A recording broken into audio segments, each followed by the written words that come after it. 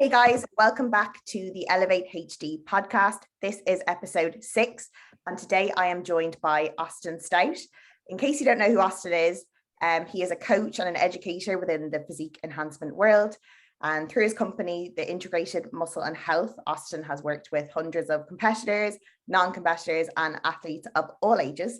So Austin, welcome to the podcast. Thank you for having me. Appreciate the introduction there. You're very welcome. I always try and do a bit of digging on my guests. Yeah. A good introduction. But today I thought we would delve into the world of gut health, because this is something that Austin is quite passionate about and is very knowledgeable on, and is definitely something I'd love to learn more about as well. So Austin, in terms of gut health, like, why do we need to worry about this? Why is it important, both for our overall health and also in terms of our performance and our training and like our athletic ability? Okay. So in terms, like, if we can relate gut health to not only overall health, but definitely to physique enhancement in quite a few different ways. So the research is kind of starting to catch up on this as well. And it's showing us, and we've already learned this through trial and error mostly, but it's showing us that the gut communicates with most of the systems in the body. The gut actually has some pretty cool features to it, in that there's enteric nervous system in the gut, which basically lines the gut. These neurons can communicate, and they can send out signals, so we communicate with different systems. And the gut can actually work as like its own organ. It's pretty cool. So, of course, there's organs within the gut, our intestines and what have you. Obviously, the obvious stuff was to be like nutrient absorption and making sure that the food you eat is absorbed and utilized correctly, of course. And then, cosmetically too, if you look bloated and have gut issues and things, that's not exactly aesthetically pleasing. So there's a lot of things that go into that. And that's from like an actual gut standpoint. Now, there's a lot of indirect things that go on there too. Hormone, like certain types of hormone metabolism occurring in the gut, certain types of neurotransmitter production in the guts, like serotonin, for example, is primarily produced in the gut. So hormones and neurochemistry are also really heavily tied into the gut. So unfortunately, the gut can be negatively impacted in a lot of ways. There's so many things that's really overwhelming, and it's really confusing, because there are a lot of things that can hurt the gut, and there's a lot of information online that tells you kind of, do this if you have this, if you're bloated, do this, take this probiotic, take this digestive enzyme, take whatever, right? So it's very confusing, and there's a lot of ways that you can potentially cause more harm, like you have a constipation, so you load up on this fiber supplements or something, right? Or you take a bunch of these probiotics, and you don't really understand like why the gut issue's there in the first place and what could be exacerbating it. So I think probably with the talking in more of an overview, I think the most useful information would probably be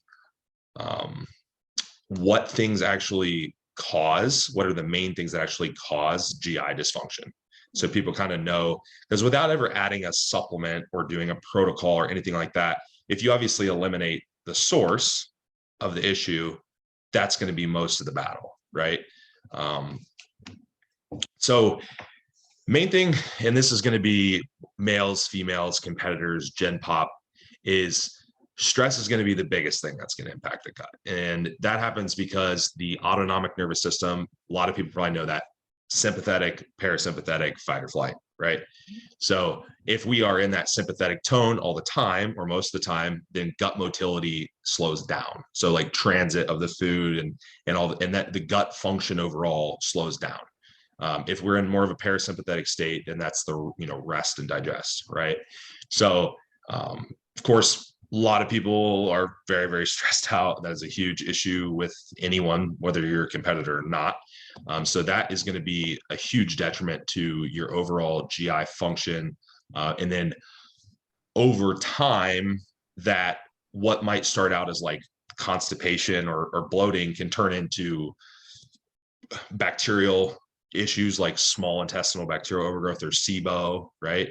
Or yeast overgrowth like Candida. Men can get that, but women tend to get that a little bit more, little more susceptible to the yeast side. Can have things like chronic inflammation over time. So like a lot of the inflammatory diseases in the gut are colitis, Crohn's, or types of like IBD, inflammatory bowel diseases. So those can accumulate over time. Leaky gut, or science doesn't really like that term. Really what it is intestinal permeability, meaning the intestines are leaking things through. When you get hyperpermeability, then you end up with systemic issues. So skin issues, brain fog, joint pain, stuff like that. I think you might have, that's like the one I posted the other day, was talking about the joint pain, and how that is really common with that permeability issue. So there's a lot of potential like indirect things that can kind of come from the gut. Yeah, that's so I think hard it's as a good well. start. It's not a direct, you have X symptoms, so you have Y disease. Like, and also the terms irritable bowel syndrome or irritable bowel disease are kind of umbrella terms for diseases that we're not sure, is it multifactorial? Are there many diseases that are just under one name? Or there's a lot of unknowns with the gut as well. Right. Yeah. I mean, think of the names. Irritable bowel but why is it irritable? Why is it irritable?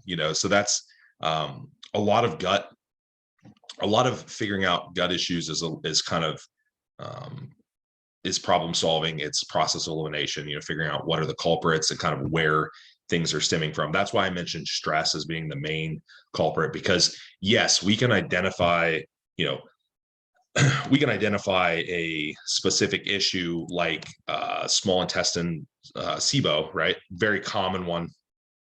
But if we run some kind of protocol for that, but you still have a ton of underlying stress, chances are either A, the protocol is not going to work. And if it does, it's just going to reoccur again, right? So, figuring out the source. Now, that's just one thing, it just being the most common, but there certainly are others. Poor food quality could obviously cause gut dysfunction. We aren't as susceptible to that in our population. Yes, there's certain like food intolerances, like, if somebody eats a bunch of a certain vegetable, they get gas or something, right? Or, maybe they have a lactose intolerance or something. But a lot of the time, if people have, I get a client, for example, they have like 6, 7, 8, 9, 10 food, and like, I can't eat any of this stuff. It's like, well, you probably don't have all these food intolerances. You probably have some kind of underlying gut issue. We fix that, bam, the intolerances go away, type of thing. So food can cause it. In males, a little bit more, you would run into like overeating issues causing gut problems, like if having to push a lot of food and in growth phases, stuff like that. I've had some issues there. It gets really delicate when you get up to like really high calorie ranges. Females can have that. Obviously, it's less common. Like you're not running into a lot of females eating like 5,000 calories a day. It doesn't really happen. No. Now, of course, that's relevant. Like for a female, maybe 3,500 calories is like a ton of food for a female, and that causes some gut dysfunction. But in general, for females, we actually are seeing undereating in a lot of the females, that are coming in. So it's not like it's a overeating issue. They are more like undereating and stressed out is more so the case. So what about restriction and like, say someone's sticking to a rigid meal plan for a very long time, would that cause any sort of intolerances or any sort of gut dysbiosis? Sure. Yeah, it can. Yeah, it definitely like intolerances from lacking any variety is certainly possible. Different enzymes are breaking down different types of nutrients. So, you can, those production of those enzymes could potentially like drop over time. So food variety there's nothing wrong with necessarily eating a lot of the same things, but I do think occasionally rotating foods in and out is a good thing in terms of not developing those intolerances. But that's kind of what we would look at in terms of food, overeating, lack of variety, potentially poor food quality. Of course, maybe like a Gen Pop person that comes in and they eat junk food all day, something like that. Like then a Twinkie diet or something. Right. And then, yeah, and that's where you, unless it's like a really liberal approach to like, if it fits your macros, like someone's eating just whatever they want. Now, of course, yeah, you might have some gut dysfunction there for sure if you're just eating like purely processed junk all day. But we just don't see that too much. Now, other things would be hormonal birth control, really common one. That causes a lot of other issues as well, but hormonal birth control, that the irregularities in hormones causing gut motility to change. So think of it like this. The bacteria is going to ferment. Like you ever had a fermented food? They put it in like the solution, it ferments. It could be, I don't know if in the US it would be like fermented eggs or like pickled, like different types of pickled foods and stuff. So sauerkraut. Yep. Perfect. Right. So what's happening is this bacteria is literally just growing, right? Now that can be a good thing. That can be a good thing if we need some fermentation because we need to feed the good bacteria in our gut. So we need those sugars and that fermentation going on. However, if we're feeding all of the wrong stuff, then we're going to have a problem. So in the overgrowth type of category, we would call that opportunistic or dysbiotic bacteria. So those are the kind of like the bad guys, and they're fine in small quantities. Like we need some of these things. So really scary stuff that people think is you shouldn't have, we actually already have present. So like E. coli, we can have presence of, but not have an infection. Streptococcus bacteria, staph bacteria, candida, like we can have all of that stuff in small amounts, and that's not necessarily abnormal. It's not necessarily like an overgrowth or an infection. So, but it's just when we start feeding it, and then it overgrows. And the reason they call it opportunistic is because that bad stuff tends to outgrow the good stuff, right? So that's when you end up with like the small, and that intestinal overgrowth. So, with that, and what I was getting at there earlier was the motility issue. So think of if someone's really constipated, think of how much fermentation goes on if nothing's moving out of their bowel. Like everything just sits in there, like, right? It just sits in there for, a day or 2 days longer than it should. Well, it's going to ferment. Like it's your body's going to try to do something with it. All that bacteria is just going to really nasty, where it would be like fester. It's just like festering in your gut. You know what I mean? So that's more or less what's happening with that bacteria, and then it will just in turn overgrow, right? And then over time, if you get that damage to the gut lining and you get that permeability, then that bacteria disruption can actually become systemic, because we have bacteria on our skin, we have bacteria in our in our lower GI tract, we have bacteria in, females have bacteria in like vaginal tracts, like yeast infections if that candida grows, right? You can get it in, if you've ever seen anyone that has really bad candida infection, their tongue gets really white. It's called oral thrush. Yeah. Or they get athlete's foot, like all the like tons of fungus on their feet type of thing, or they get it like on their arms or elbows or whatever it might be. So all of that stuff can potentially start in the gut. So there's a lot, a lot of potential issues. Especially when you consider like all the research coming out on like the gut-brain axis and how all that stress and anxiety or anything can drive so many issues in the gut, and how everything's just so connected. Yep. Yeah. It's again, it can be very delicate. It can be easy to disrupt. However, it shouldn't be a scary thing either, because the microbiome is always changing. So like, for example, somebody goes online and they research they see that, who knows, lacking a night of sleep deprivation changes gut microbiome. Okay, fine. Drinking water is probably going to change your gut microbiome for a split second, right? Breathing something in that you don't normally breathe in, whatever, like anything, that gut bacteria is always changing to stimulus. Like any type of input, it changes, right? Whether that's a stressor, whether that's something you consume, anything. You drink alcohol on the weekend, that's going to change your gut microbiome temporarily. So the question really becomes, how much change before it's a bad thing, and how chronic, like how often are you changing it? If you're an otherwise healthy person, you don't have any gut issues, are you going to have a problem if you have one stressful day? No, I mean, not likely. But we can see this in acute instances too, like as in if anyone's ever had like a really, really stressful day, and then they get diarrhea, they get loose stools.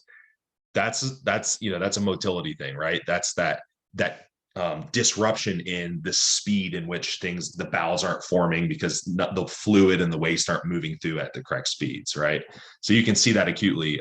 Another funny example for people that weight train is ever have a really, really brutal workout and then ate a meal real quick after and then had to go to the bathroom. Yeah. That's a stress, and that's a motility thing. Like I've done it, like, oh shit, I should have waited to eat that. Like my body was it was like too sympathetically driven. And then I tried to like cram all this food in, and then you're like, oh shit, I gotta go to the bathroom. So a lot of people have probably felt that one before. So like pair it with something like a caffeinated pre-workout, I presume. Sure. That's a recipe disaster. Right. Yeah, exactly. So, all those things are acute reactions, and they're not necessarily, it's not necessarily something that it's like, oh, I probably shouldn't do that again, but it's not like, oh no, I have a problem type of thing. So I guess a good question would be, when should you actually, assume that maybe something is wrong, right? Because we're in the age of information. So there's a lot of that breeds a lot of hypochondriacs, right? Like I get, hey coach, I farted 2 times today. I probably have SIBO. It's like, well, maybe not, but it's like, hey, my stool was a little bit different than it was yesterday. I probably have SIBO. It's like, well, not necessarily. So, when you have something chronically happening, like you notice a pattern, it's happening not for a day, 2 days, or something like that. It's like weeks. That's probably an issue. More severe cases, people wake up bloated, like they haven't even had any food or water, and they literally wake up in the morning bloated. That's a problem. You're waking up with especially common in small intestinal overgrowth, like that from like the belly button down, like that pelvic lower pooch area gets really blown out. So that, waking up like that, probably an issue. Have you ate food? If you cram down a bunch of food all day and you're a little bloated by the end of the day, probably not an issue. You know what I mean? Not going to the bathroom regularly. That's a common one. Like, oh, that's my normal. I only have a bowel 2 days a week. It's like, well, no, that's a problem. So you should probably have, you should have one daily, or if depending on the amount of food, it can be multiple times a day for some people.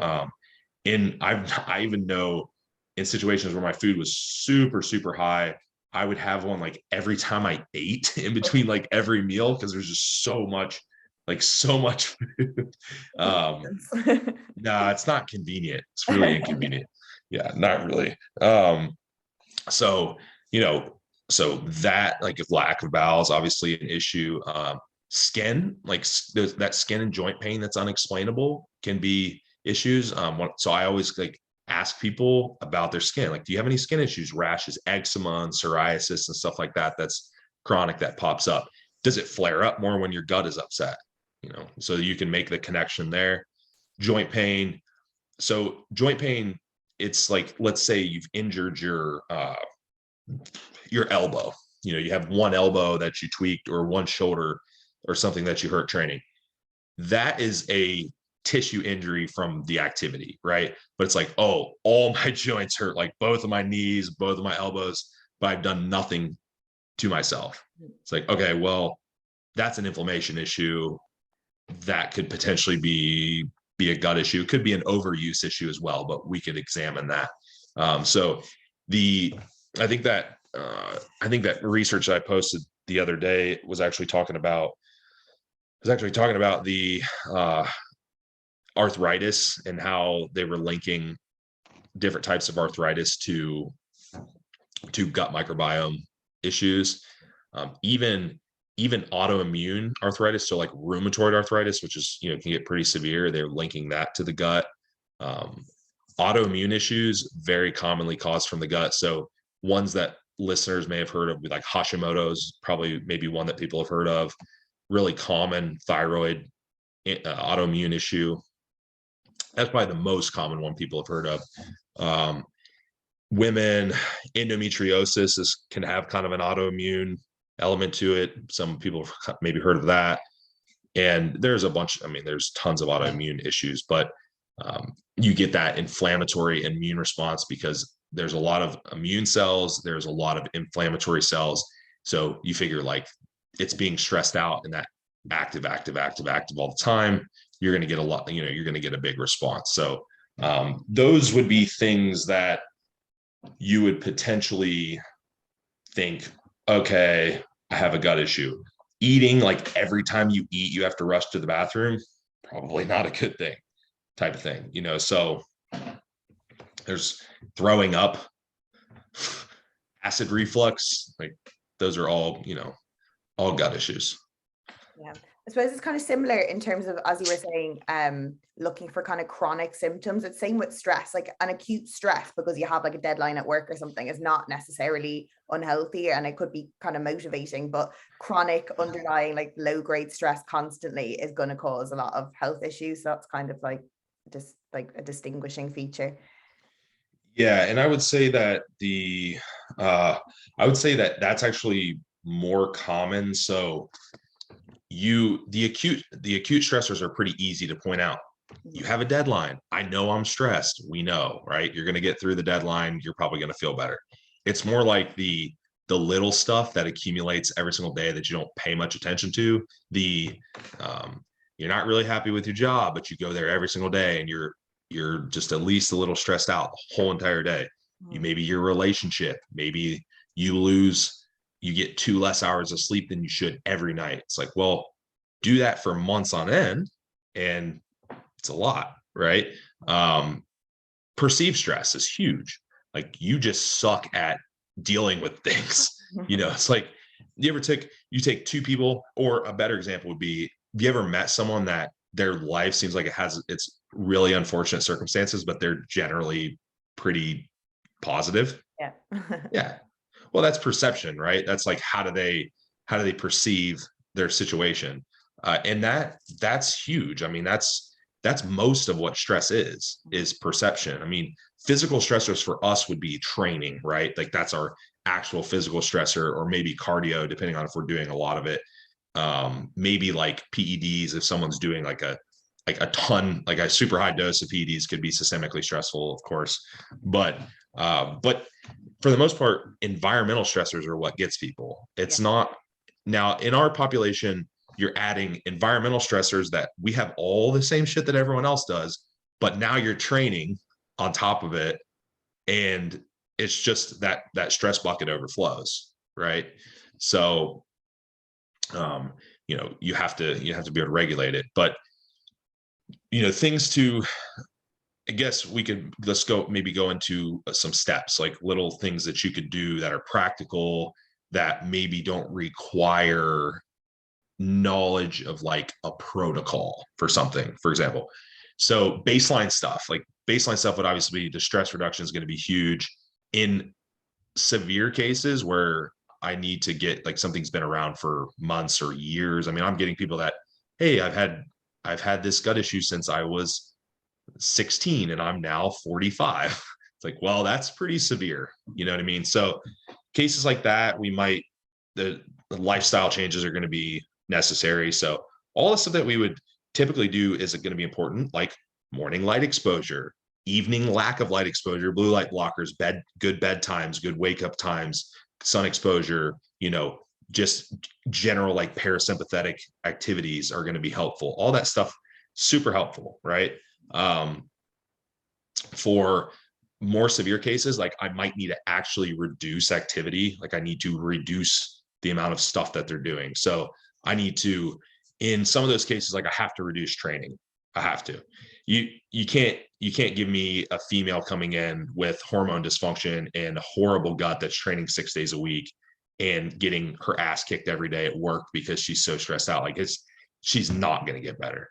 So, that type of person, we're going to need to reduce training load, right? It might be a 25% reduction. It might be a 50% reduction in some people, depending on just how bad the situation is. And that's not necessarily permanent. It's what we need to do at that time.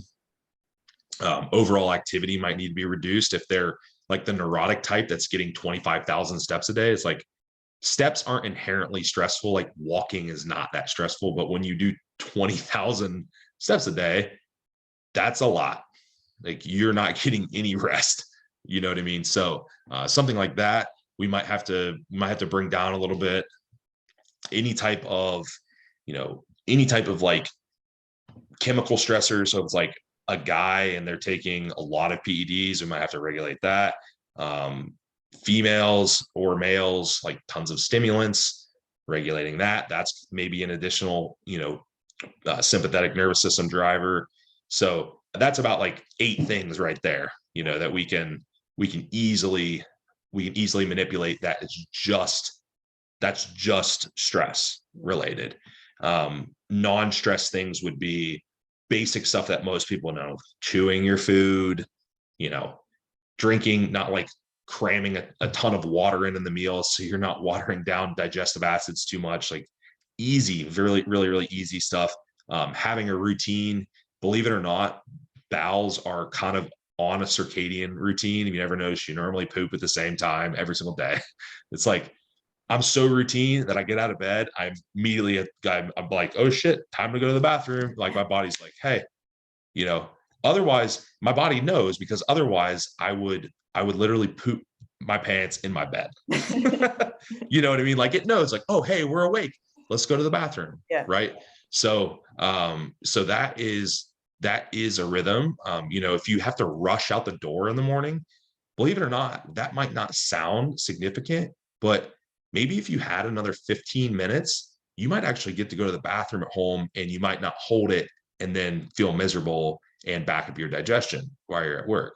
So like routine makes a big difference.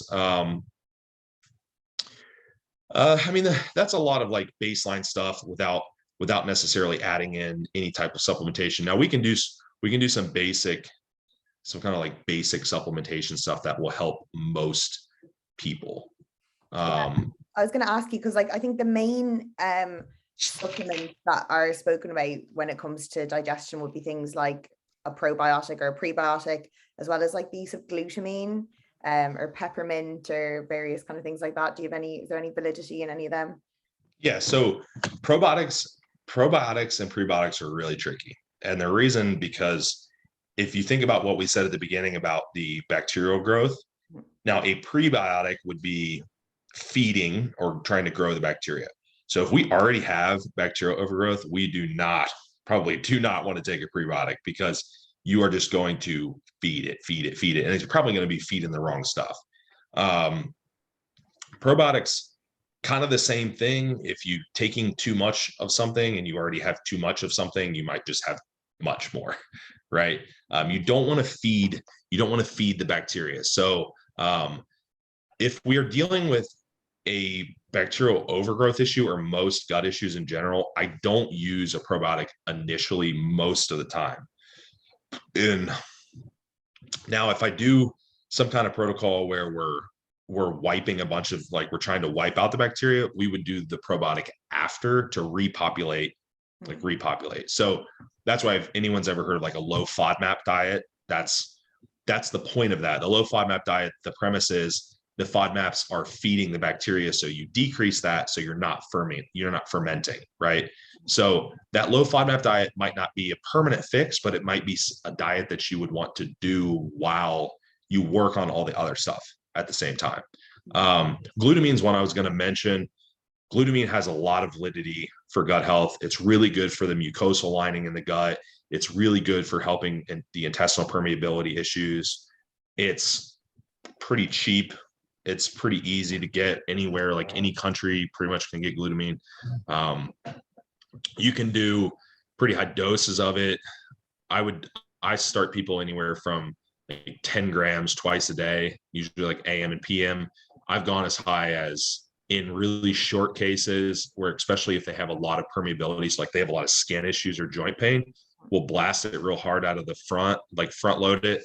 We might go up to 80 grams a day for a few weeks and then back it down to maybe 40 or 20. So glutamine's a really good one.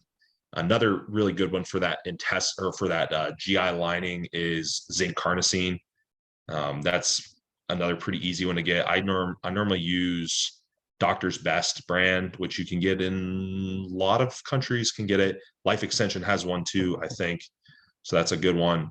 And I normally do, I think it's 75 milligrams, I think is what the dose is, twice a day, AM and PM. That's really good, again, for that intestinal permeability and that inflammation. So you're just soothing that gut lining and you're sealing it up so a bunch of stuff isn't leaking through. And then those two supplements, again, pretty inexpensive, pretty good bet. Now, most things beyond that are really contextual. It's kind of situational. Motility, like if you're really backed up, you can use some additional, like magnesium citrate is kind of more of a laxative type of magnesium. It's going to move your bowels. Ginger will increase bowel motility. So those things could be like temporary reliefs for constipation, potentially. Like psyllium husk or something. So psyllium, if you're going to use fiber in and of itself is, remembering that soluble fiber is going to collect water, hence the name soluble. So if you are,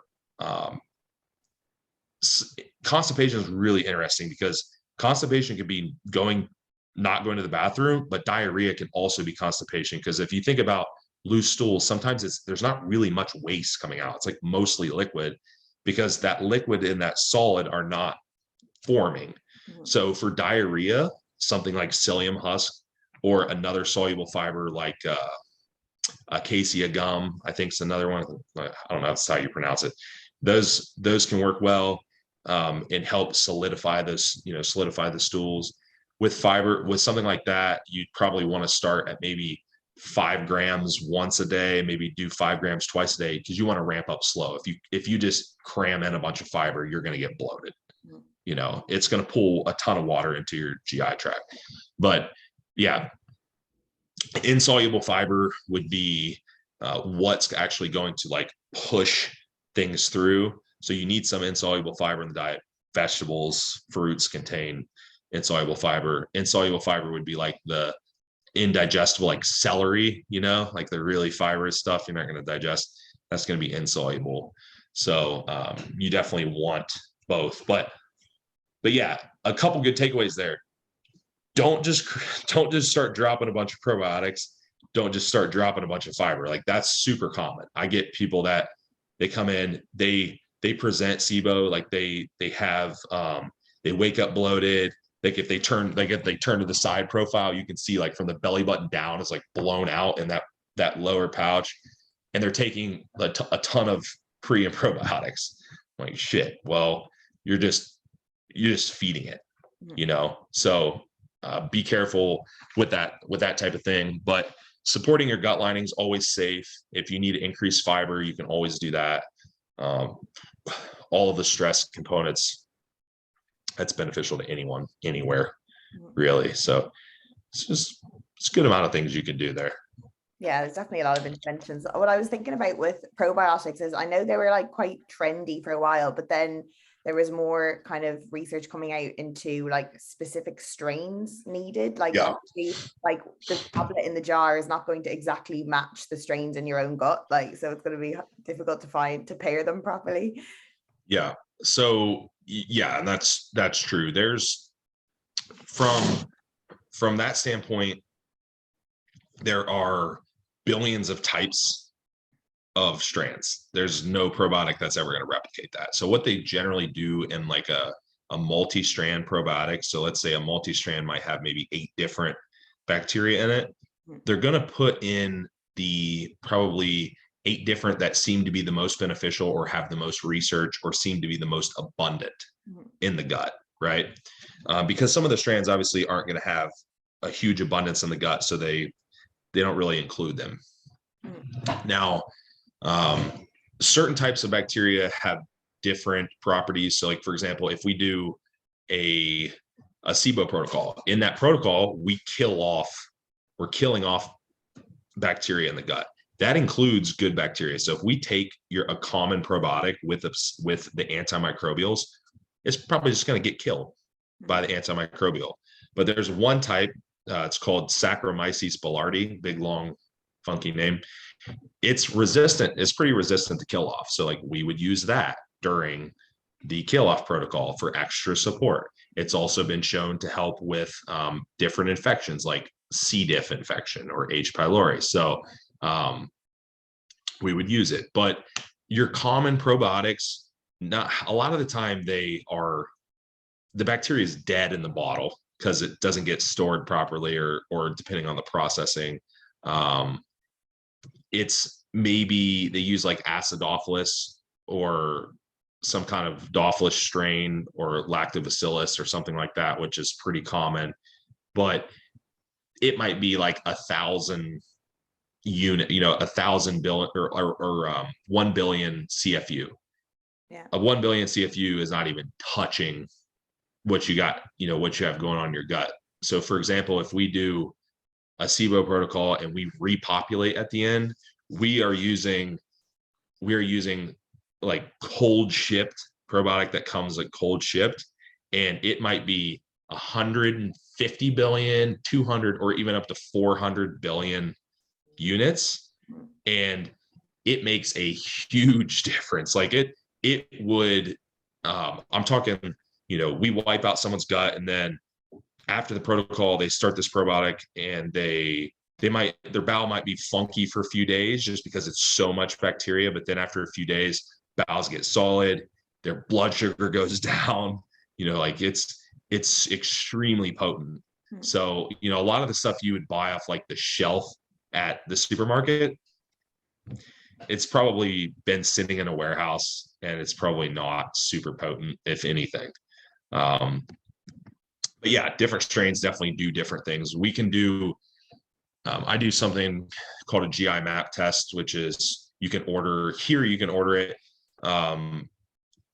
Australia has a version of it that's a little different. The UK has a version of it that's a little different, but it would measure bacteria. So it would measure like the most common strains of bacteria, dysbiotic and normal, and measure for things like parasites that could be in your gut or, other things like that. And then from that, we can basically run a protocol to help whatever might be going on in there.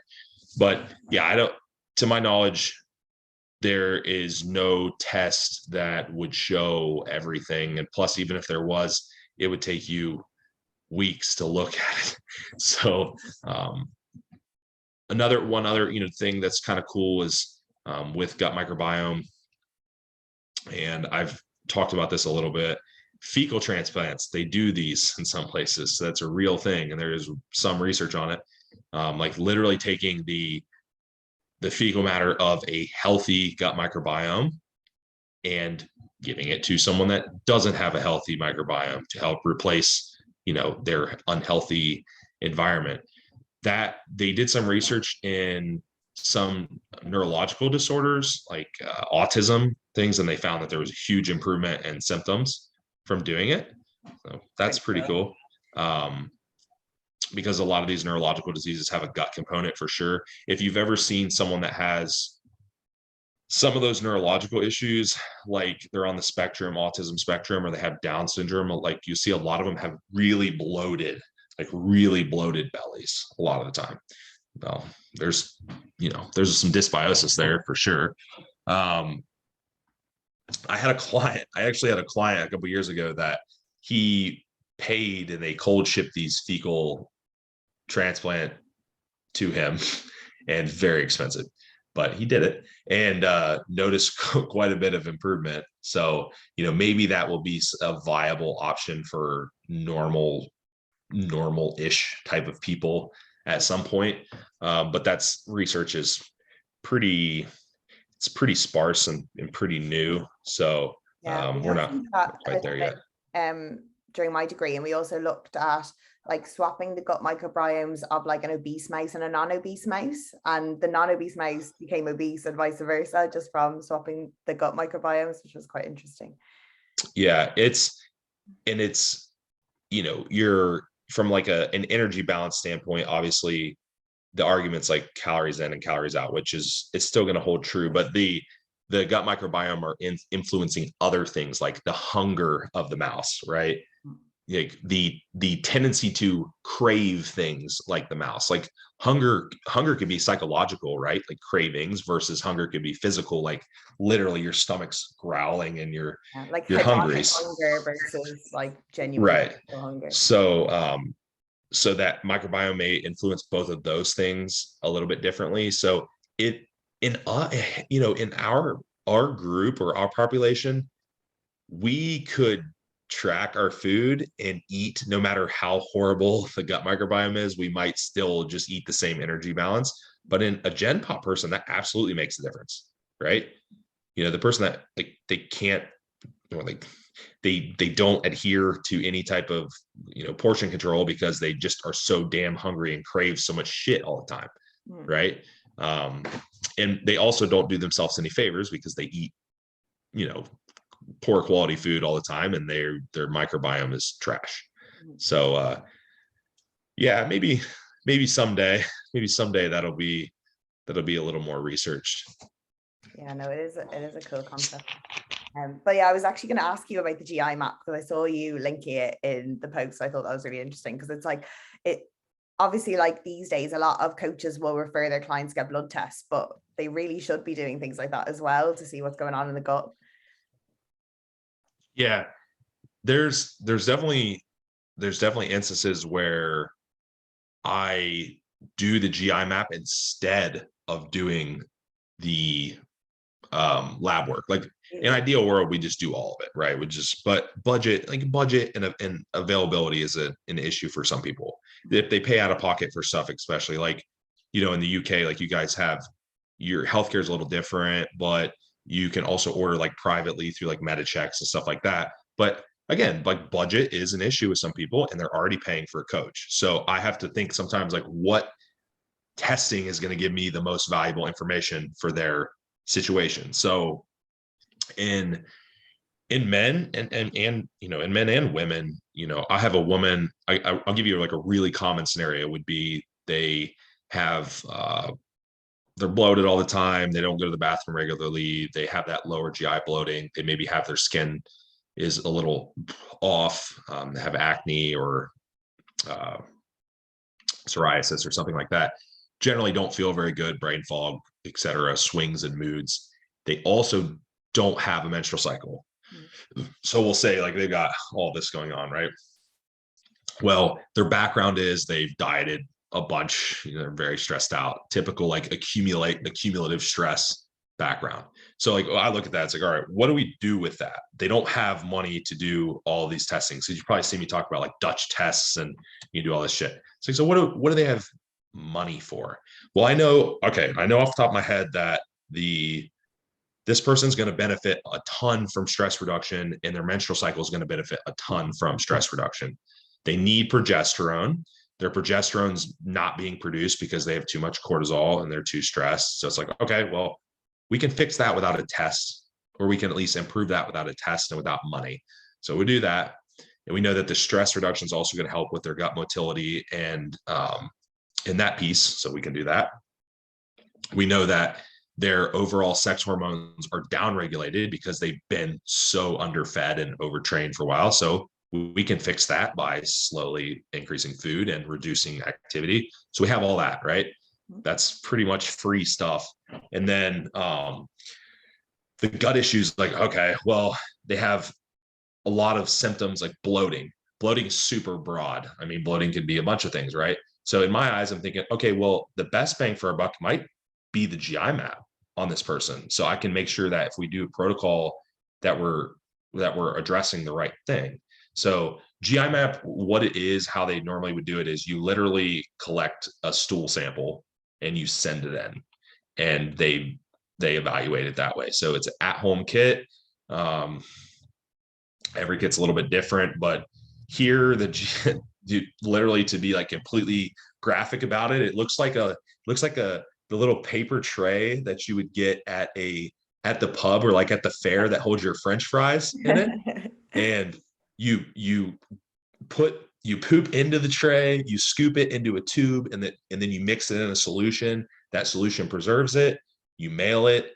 You get a result that shows you essentially normal bacteria, dysbiotic bacteria, shows you presence of fungus, presence of parasites, presence of like different infectious bacteria. It would show you like inflammatory bacteria that might be present. The GI map even measures beta glucuronidase, which is an enzyme that controls estrogen metabolism in the body, or estrogen excretion. So I think the new ones even measure, because we were going over one today with a different client. They even measure antibiotic resistant genes that come out in the stool. So that's pretty cool. They measure a ton of cool stuff. So to me, I know a lot of the hormonal stuff is going to be really boiled down to just getting that systemic stress load down. And a lot of that's going to help their gut too, but they have bacteria that we have to get rid of. So that requires a protocol. So that requires a GI map. Yeah. So that's how I basically am like determining which of those types of testing that I would want to do with a client.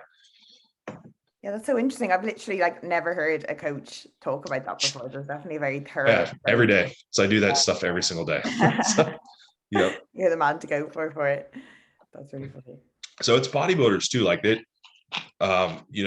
starting to see the value. Some of the bodybuilders are starting to see the value in it more. I mean, a lot of like male bodybuilders, it's just like they want to find the coach that has the best drugs, like the best drug information. And I'll tell you that the better your body functions, the better results, the better those PEDs are going to work, the better that food's going to work, the better that training's going to work. I mean, it seems like hippie stuff to those guys, but I have more than one person that's close to or over 300-pound bodybuilders, and we do GI health. Like, they have a digestive system and they're eating a shitload of food because they're giant. Yeah. So it's like, we have to take care. It's like, we have to take care of it. I mean, GI issues are rampant in male bodybuilders. They're rampant in females from like more of the stress and under eating and dieting component in hormones. They're rampant in males from excessive PED use and overeating. Right. You mentioned food you're forcing your body to deal with on a daily basis. And if you're eating all this food, but you're not digesting, absorbing, assimilating a lot of it, then like, what's the point? You want to maximize it. Yeah. Yeah. It's, I've had several instances where that people come in and then we go through, and a lot of this stuff, like it's not like you necessarily have to completely stop your progress. So what I do with a lot of my guys is, if we have something to work on, we work on that during like their cleanup and mini cut phases, right? Because we're already reducing food. So that's less GI strain. So we'll if we have an issue, we'll kind of wipe that stuff out while they're cleaning up their body fat and while they're reducing that stress load. And then that way, when it's time to grow again, boom, we're ready to rock. Like we're good to go. So, it's like, it's for the guys, like the big guys, like it's still relevant. It's not just the females that are getting sick and having issues. Yeah, they just have different causes or different reasons why it's kind of manifesting. Right. Yep, for sure. Yep. It's just it's getting there. People are kind of figuring out, and I get it. Like there's so much information, and people, you know, a lot of stuff online, do this for your gut health or do this for your gut health. It's like, well, I'm not going to tell you to do anything for your gut health unless I know what your gut health is. You know, that's just like shooting in the dark. yeah, it's it would be like anything. It's like giving a blanket suggestion for training. It's like, do this much workload or volume in your training when they don't know anything about you. Right. It's like, well, how do you make that suggestion? Yeah. You know, you can give generalities. Like I try to give some general things on here in terms of like stuff that anyone could do. But yeah, I mean, you can't talk in absolutes, right? You just don't until you know somebody a little better. Yeah, I think from my perspective as a scientist, I tend to be quite skeptical about things. So a lot of the stuff revolving, say, tests, for example, intolerance tests and stuff have obviously, a lot of them have been debunked and Yeah, intolerance tests are junk. Fact. So that's when I tentatively approach new things, but then I do my own research and kind of come to my own conclusion about whether I think they're worth it. Yeah. Like I don't food intolerance tests like they normally use like IgG or IgE, like allergy type of testing. Garbage. They're not very accurate, and they don't. And again, like I said, like a lot of the intolerances are mainly because of some other underlying issue. Like the GI map's nice because it's literally measuring what's in the stool, right? And then you can work from that. But yeah, a lot of the like there's some really funky kind of gimmicky GI tests out there, like some of the microbiome, like take this test and it'll tell you what kind of food you should eat based on your microbiome. It's like, yeah, there's no real validity. You usually find them on like Groupon or something for like stuff like that. Yeah, stuff like that's junk. I mean, I don't really validity. I mean, really, like I said, the only testing I really use GI is the GI map. They use some different technology that's actually used in a lot of other stool testing. Like if you were to go to a gastro doctor, they use a really similar, because a gastro doctor can do stool samples too for tests for certain things. And the other would be breath tests for SIBO. Those are they have some good validity behind them. They basically just measure like the amount of hydrogen or methane in your breath, and that can confirm that. But other than that, no food sensitivity testing, no like DNA, like weird testing like that. I don't really use any of that stuff. But symptoms are always, symptoms and information is always helpful as well. Yeah. You kind of need to look for tests that just provide you with the data and then you interpret it yourself rather than them kind of gleaning from it themselves and kind of suggesting a certain thing to you, because they're selling you something. Is what's happening. Like there's always something that they're gaining out of that, where rather than just providing you with a test, it's like, well, here's the protocol for your problem. It's like, all right, but what affiliation do you have with the protocol?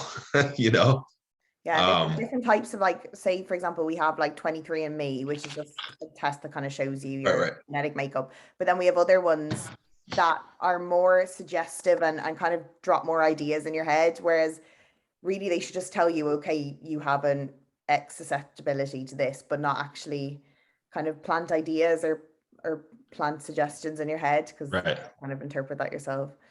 Yep. Yeah. So the one of the things I do with my education clients too is when we go over GI maps, there's a pretty nice guide that actually is research based. Like it's almost purely research based, that shows you like what the different types of bacteria mean based on the research that we have on them.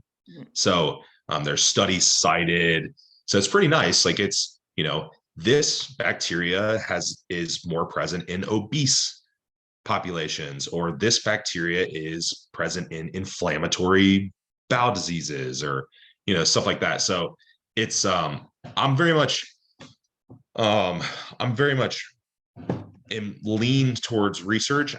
Anecdotal stuff always research is normally confirming something that we probably already tried before somewhere, but I want to know that what I've tried is also right.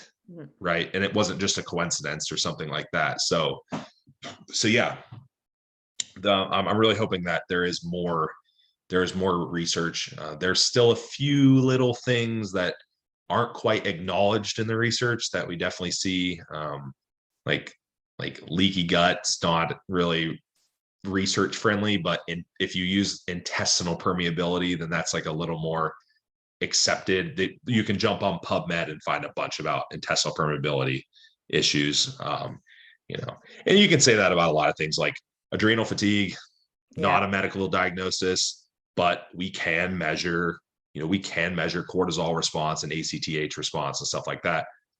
So it's like, it really just depends on if you can measure it with a valid testing method, it is real. It's just a matter of what do you call it and what validity does the information have and how do you use the information? That's really what it boils down to. Yeah, it just takes time as well, doesn't it? Because everything that is now commonly accepted was at one point not commonly accepted. Sure. So it just takes time for people to kind of have that idea solidified and for it to have the backing and the trust. Yep. Yeah. I mean, coaching and bodybuilding and all this stuff evolves all the time. I mean, there's stuff, it's like some of this stuff with some of the functional health aspects and stuff. I was talking about this stuff 5, 6, 7 years ago. I didn't know. I kind of knew there was something to it, but I didn't know what. Like I didn't fully understand it yet, but I was starting to realize like, oh, this is important. And I started to realize that how the medical community, I was like, why does the medical community have a specialist for every single thing and they don't communicate with, like, they don't talk to each other. So, why is all this stuff separated when there's feedback loop between all these systems? So that's, I started getting into that. And then now tons of people are figuring that out. You know what I mean? So it's all in time, research will catch up. And there's also, like, if you know how to read research, there's also agendas in research as well. So you got to kind of know that. Yeah, you're like, who funded this paper and this project?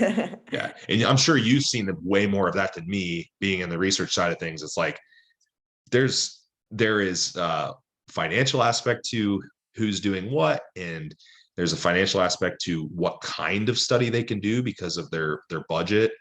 So there's a lot of like limitations and things that happen.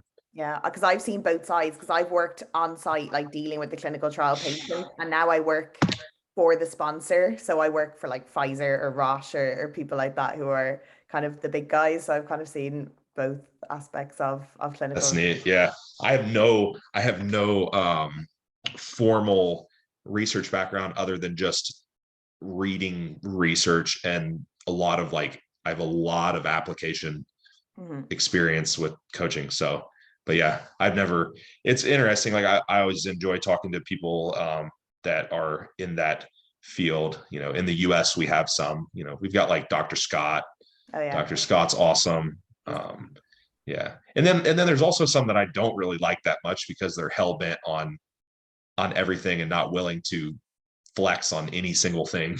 So that's also not a great mindset, but yeah, like it doesn't matter how like traditionally educated you are, you need to be open to changing your opinions and views. And that's what makes a good scientist or a good researcher, is someone who's open to change instead of being like dogmatic and just stuck in the mud. Like, because things change, opinions change, research is new, and we have to change our minds sometimes. Yep, for sure. Yep. So cool. Yeah. I hope that was useful. No, it's very interesting. It's something that, because I saw you talking about it obviously on Facebook, and it's not something I've looked at in a while. Like, as I said, I did it during one of my nutrition courses and in my degree, but I haven't really touched on it in a while because my current focus is primarily like exercise mechanics. So I was like, let's just talk about something completely different.